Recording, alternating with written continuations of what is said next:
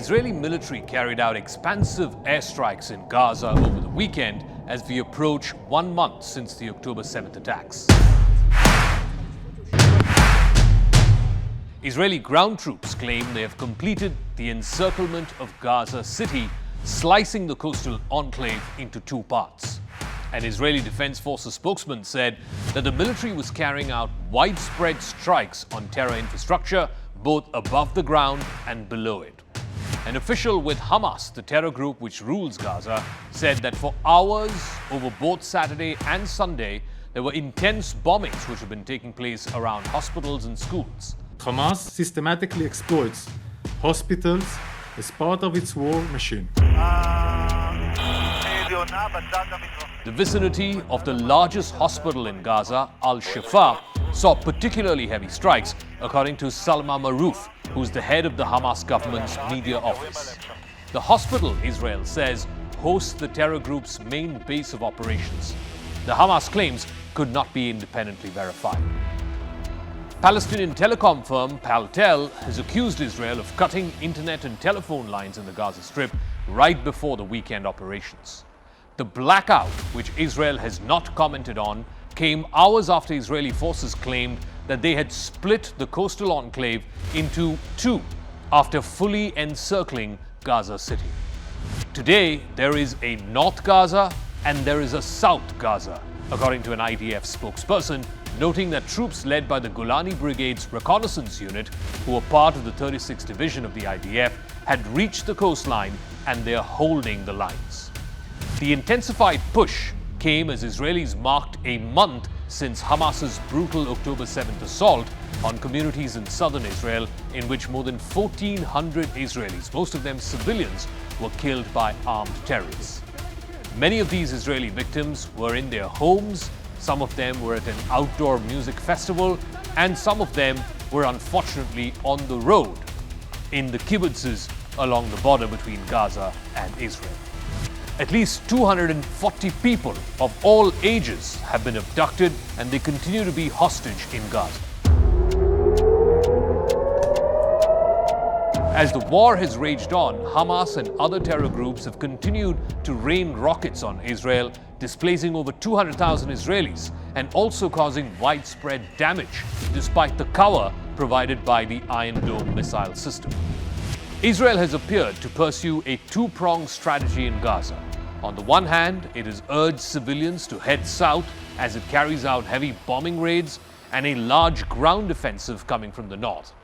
The northern part of Gaza is home to Gaza City, where Hamas is thought to have an expansive network of underground tunnels. On Sunday, the military said it facilitated the opening of a humanitarian corridor on Gaza Strip's main north-south road to allow Palestinian civilians in northern Gaza to evacuate to the south.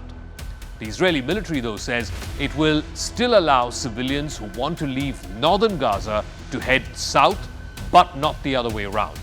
It has also urged Palestinians to avoid becoming human shields for Hamas.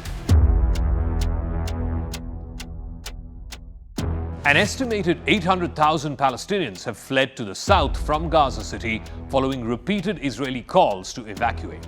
But hundreds of thousands still remain in the north, including many who left only to later return, citing the dire shortage of shelter and food and other necessities. Israeli airstrikes have also repeatedly targeted the southern cities of Rafah and Khan Yunis, both of whom are crossing points, and these attacks have happened at various points in the last month. The United Nations says about 1.5 million people in Gaza, that's about 70% of the population, have fled their homes already. Many have sought shelter from airstrikes either in schools or in hospital buildings.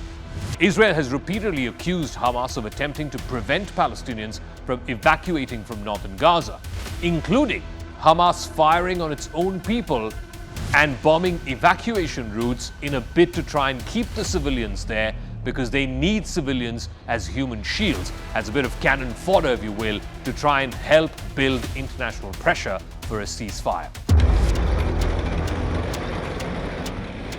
Israel says its offensive in Gaza is aimed at destroying Hamas's infrastructure.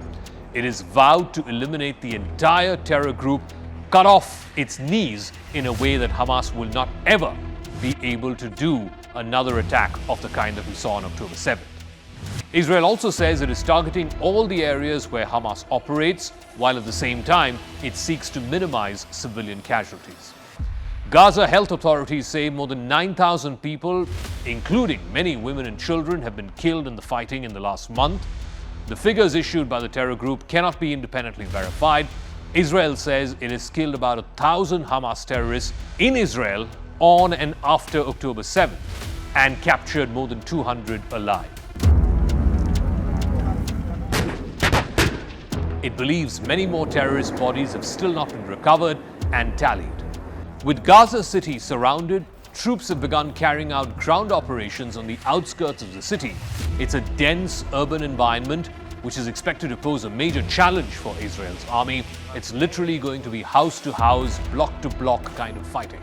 Since the beginning of the ground offensive in the Gaza Strip about a week or so ago, the IDF has struck more than 2,000 targets by land, air and sea. The plan is to try and cut off Gaza into two. Northern Gaza, which includes Gaza City, will be pummeled, will be reduced to rubble, will be razed to the ground, whereas in southern Gaza, which is close to the coastline, which is close to the crossing points into Egypt, there will be less of both ground invasion as well as airstrikes.